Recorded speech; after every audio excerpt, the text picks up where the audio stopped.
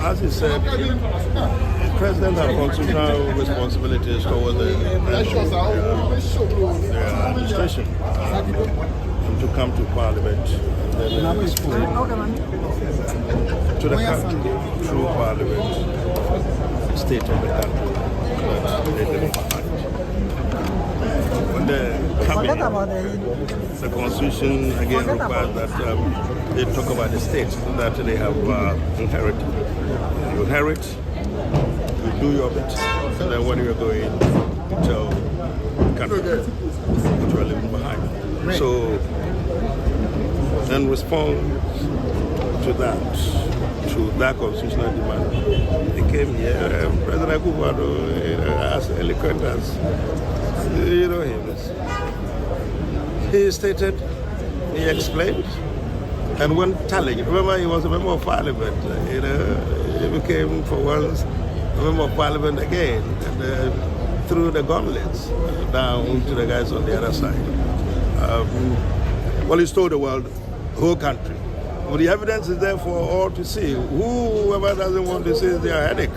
But it's explained. It's not for me to reiterate everything that is already articulated. He did it in his own exquisite language. He did it brilliantly. So you ask me my impression, I don't have to have any impression. I've been part of the administration. I've been part of the system. I know what has been going on.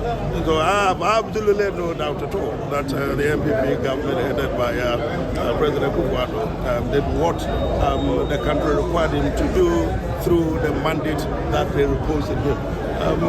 He did his best. And the fact that ultimately he wasn't able to get his successor to be from his party, which I think is something he would have loved very well, it's nothing that takes away from the fact that he did what he should do and what he humanly could do is, I believe, what he did. He did explain. I mean, many difficulties all over the world. Ghana wasn't an exception. We had our share of the difficulties, but then we stayed true and we achieved the result that he articulated. But if he really did his best, as you say, don't you think that he would have been able to hand over to his successor? Well, I'm not sure it's fair. It's fair. You make that statement, it's a reflection on me, myself. I mean, I'm a classic example and classic casualty. You go to my constituency and I tell you, to the glory of Almighty Allah, that everything in my constituency has been put down through me, my instrumentality, and the government that have come at the time that I have been a member of parliament. But somehow, strangely, my people didn't vote for me. What do you think is accounting for that? That's another matter that I think the whole country, well, particularly the MPP, would have to find out because I was going into this election confident that it was my easiest. You see, we should as human beings be very careful. I mean, you have your plans, God has a different plan altogether. I went in this one confident. I've gone through serious challenges before with very serious opponents before in my constituency.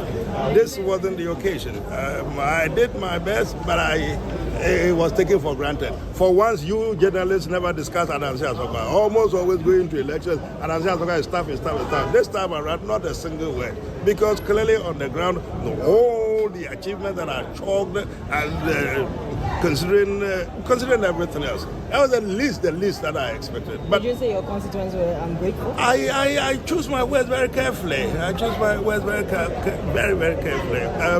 They would be the collective group which will be able to respond to why it so happened. But they simply wouldn't vote. Close to about 7,000 of my constituents, they didn't vote. I mean, it's not like they voted for the NDC. They did not vote. So it was because of low voter turnout? No, not for turnout, yes. I mean, as I told you, my other election results was about close to 19,000, 18,000 something. With the addition of new entrants and all of that on the voter register, I was expecting to do about 20, 21,000. I did 13,000. 13. And the balance of 7,000 went nowhere. It's still on the voter register. So it shouldn't be a reflection. This election shouldn't be a reflection on the administration of the president or the successors. I mean, it's not for me. I'm not going to go through. You heard it. I mean, the man stated his achievements, and they are palpable achievements that any one of you could attest to. Whatever it is, that's the state of affairs. Are we going to see Honorable KTM coming back? Well, okay. Well, let me put it on record. I am petitioning. I am in for an election petition. A few things I think would have to be sorted out first. But when we sort that bit out, we'll see how it pans out. But for now, the results have been gazetted, and you'll be seeing someone else for the time being. Whether permanently or not, it's a different matter. But what did Boris Johnson say? Hasta la vista, baby. But you have said that your people didn't come out to vote. You have attributed it to low voter turnout. So on what grounds are you petitioning the results of your constituency? Why can't you wait? So if you waited a minute, you would, because I haven't told you the grounds, and you said because I said lower voter, whatever. So it could have been even 1,000 people. But if out of the 1,000 there are issues that have to be contested, they will have to be contested. And why not? So, why have you not petitioned now? Because I mean, we already know that there are a lot of constituencies under contention. Those ones are not petitions. I will do that. The mandamus and those things are different things altogether. They had gone to a court to tell the Electoral Commission to do certain things that they should have been doing, which they didn't do. So, but when the results in the constituency are declared, then you have to wait till the Gazette before you do the petition. Mine was declared. I mean, for me, it was declared wrongly. But I didn't participate in the declaration because of things that I complained about, and attention was not paid to.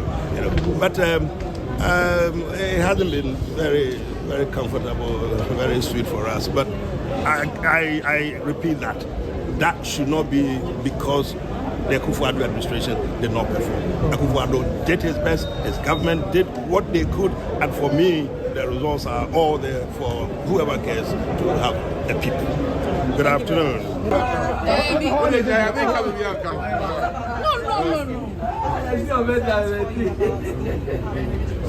didn't hear your question.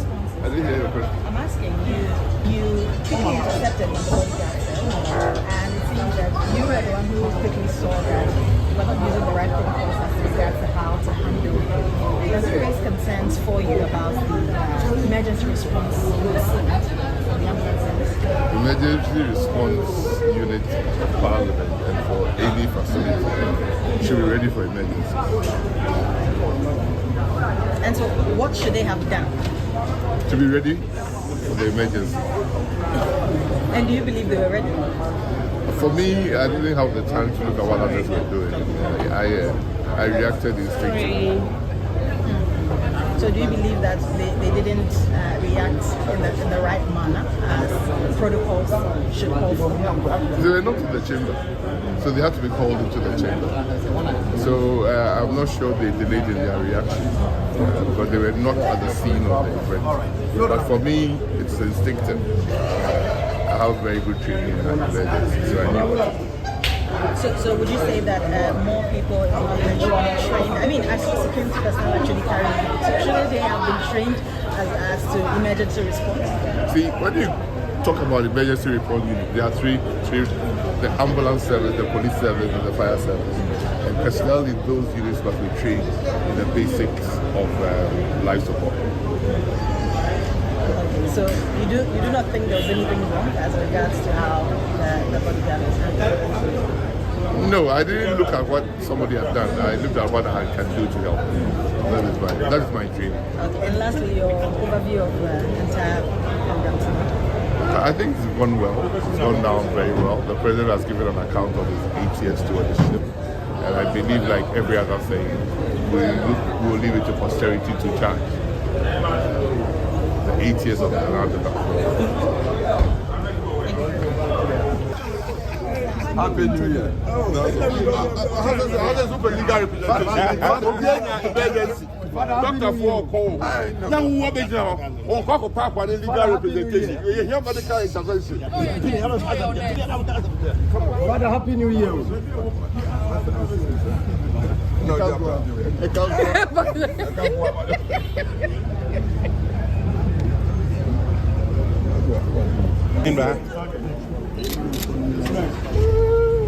that's it. Which way?